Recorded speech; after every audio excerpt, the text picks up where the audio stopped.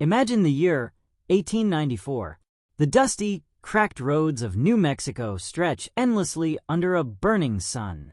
There is no sound, no birds, no wind, no voices. Just silence. A silence so thick, so heavy, that it feels like the land itself is holding its breath. And then, from the horizon, a lone rider appears. His horse moves slowly, deliberately, kicking up small clouds of dust with every step. The rider's hat is pulled low over his eyes. His jaw is set. His hands are steady on the reins. He is not running. He is not hiding. He rides like a man who owns every road he walks on. And everyone in this town knows exactly who he is. Butch Cassidy has arrived. One by one, the doors of this small, forgotten New Mexico town begin to close. Windows shut, curtains draw, mothers pull their children inside. Shop owners flip their signs. The whole town seals itself shut, like a fist closing around nothing. But then, Butch stops. His eyes fix on one door at the far end of the street. This door is open, and nailed right to its front, in rough, handwritten letters, is his name. His name. Who put it there? Why was it there? And what, or who, was waiting for him on the other side? Before I tell you what happened behind that door, drop a comment right now and tell me, where are you watching from? I want to know. And if you have not subscribed yet, hit that subscribe button right now, because stories like this one, I bring them to you every single day. To understand why an entire town shut its doors at the sight of one man, you first need to understand who Butch Cassidy really was, because the legend and the man are two very different things. His real name was Robert Leroy Parker. He was born on April 13th, 1866, in Beaver, Utah, to a Mormon family. He was the oldest of 13 children, raised on a small ranch, and by all early accounts, he was a perfectly normal boy. He helped his father with the cattle, went to church, and did his chores.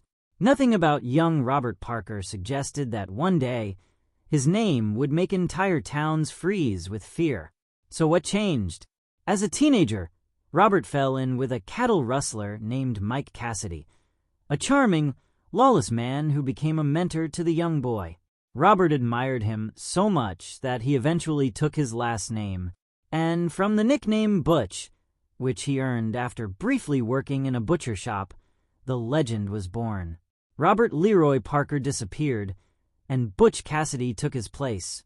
By the late 1880s, Butch had formed what would become one of the most feared outlaw gangs in American history, the Wild Bunch. Operating mostly out of Wyoming, they robbed banks, held up trains, and stayed one step ahead of the law with remarkable consistency. What made Butch different from most outlaws of his era was not his brutality. In fact, he was known to avoid violence whenever possible. What made him dangerous was his mind. He was strategic, calm, and charismatic. He could plan a robbery with the precision of a military operation and charm his way out of almost any situation. By 1894, however, the law was closing in. The Pinkerton National Detective Agency, a private detective firm that had been hired specifically to track down outlaws like Butch, was getting dangerously close.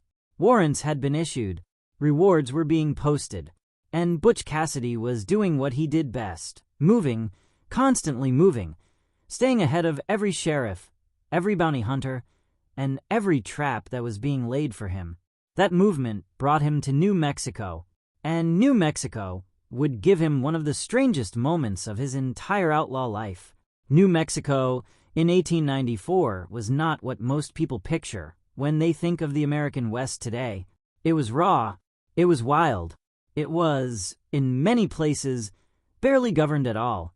The territory, it would not become a state until 1912, was a patchwork of cattle ranches, mining camps, and small frontier towns that existed in the gaps between civilization. Law enforcement was thin and stretched across enormous distances. A sheriff might be responsible for a county the size of a small country. Out here, men settled their own problems, and the strong took what they wanted from the weak. The town that Butch Cassidy rode into on that particular day in 1894 was exactly this kind of place. Its name has been lost or deliberately obscured in historical records, which is itself a clue about how the people of this town wanted to be remembered, or rather, how they did not want to be remembered at all. It was a small cluster of buildings, a general store, a saloon, a blacksmith, a handful of homes, and a church that had not seen a preacher in months. The population was perhaps a few dozen people, ranchers, their families, a few drifters, and one or two men whose pasts were best left unasked about. These were not soft people. Frontier life hardened everyone it touched. And yet, when word spread through this town that Butch Cassidy was on the road heading toward them, something interesting happened. Something that tells you everything you need to know about the weight of his reputation. They panicked, not in a loud, chaotic way, but quietly, efficiently, and completely. People who had been going about their morning suddenly found urgent reasons to be indoors. The general store owner locked his front door and turned off his lamps. The saloon, which in a frontier town almost never closed during daylight hours, pulled its shutters. Children who had been playing in the dirt street were called inside with sharp, urgent whispers. Within minutes, a town that had been alive and moving had become a ghost of itself, because everyone knew where Butch Cassidy went, trouble followed, and nobody in this forgotten little corner of New Mexico wanted any part of whatever trouble was riding in with him today. So there he was, Butch Cassidy, riding slowly down the main street of a town that had erased itself in real time just to avoid him. Every door closed, every window dark, every soul hidden. For most men, this would feel like power, and maybe in a way it did. But Butch was not a man who enjoyed fear for its own sake. He was practical. He was purposeful. If he was here for a reason. He scanned the street from beneath the brim of his hat. His horse shifted beneath him, sensing the unnatural stillness of the air. Butch's eyes moved from door to door, all closed, all locked, all deliberately and pointedly shut against him. And then he saw it. At the far end of the street, one door stood open, not just unlocked, open, wide open, as if whoever had left it that way wanted there to be absolutely no mistake about the invitation. And nailed to the front of that door, in letters that were rough but deliberate, was a name. His name. Butch Cassidy pulled his horse to a stop. Now, think about what this moment means. Every instinct a man like Butch had developed over years of outlaw life would have been screaming at him in that moment. An open door with your name on it. In a town full of frightened people. In a territory crawling with Pinkerton agents and bounty hunters. That is not an invitation. That is a trap. Every experienced criminal in the West knew that the most dangerous thing you could walk into was the thing that looked designed specifically for you. And yet, there was something else, too. Because a trap set this openly, this dramatically. A name nailed to a door in a town that had already cleared itself out did not quite fit the pattern of a Pinkerton operation. They were subtle. They were patient. They did not announce themselves. So if it was not a trap, then what was it? Butch sat on his horse for a long moment, studying that door. His hand rested near his holster. Not drawing, not threatening, just ready. He looked at the windows around him. Nothing moved. He looked at the rooftops. Empty. He looked back at the open door. Then he dismounted, tied his horse to the post, and walked toward it. The inside of the building was dim. A single room. Simple furniture, a table, 2 chairs, and a lamp that had been lit, casting a warm and deliberate glow across the space. Clearly, whoever was here had been waiting, preparing, making sure this felt like something other than a confrontation. Sitting at that table was an old man. He was not a lawman. He was not a Pinkerton agent. He carried no visible weapon. He was weathered and lean, with the kind of face that had been burned and wrinkled by decades of outdoor work. His hands were flat on the table, a deliberate gesture, showing he was holding nothing, threatening nothing. He looked at Butch without fear, and that, perhaps more than anything else, is what made Butch pause. The old man's name, according to the accounts that have survived in fragmentary local records and oral history passed through New Mexico families for generations, was a former associate, someone who had crossed paths with Butch years earlier, before the Wild Bunch had become famous, back when Robert Parker was still a young man learning which rules of the world applied to him and which ones he intended to ignore. What passed between them in that room was part conversation, part warning, and part something that does not have a clean name. The old man had heard things, specific things, not rumors, information. He had heard from someone connected to the Pinkerton agency that Butch's movements had been tracked, that there was a plan being set in motion, and that if Butch continued on the path he was riding, both literally and figuratively, he would be walking into an ambush that he would not walk out of. He had put Butch's name on the door because he knew Butch would see a town full of closed doors and skin every one of them. He knew that the one open door would be impossible to ignore. It was not a trap. It was a lifeline. Whether Butch believed him entirely or believed him at all is something history leaves frustratingly unclear. What we know is that after this meeting, Butch Cassidy changed his route. He did not ride in the direction he had been heading.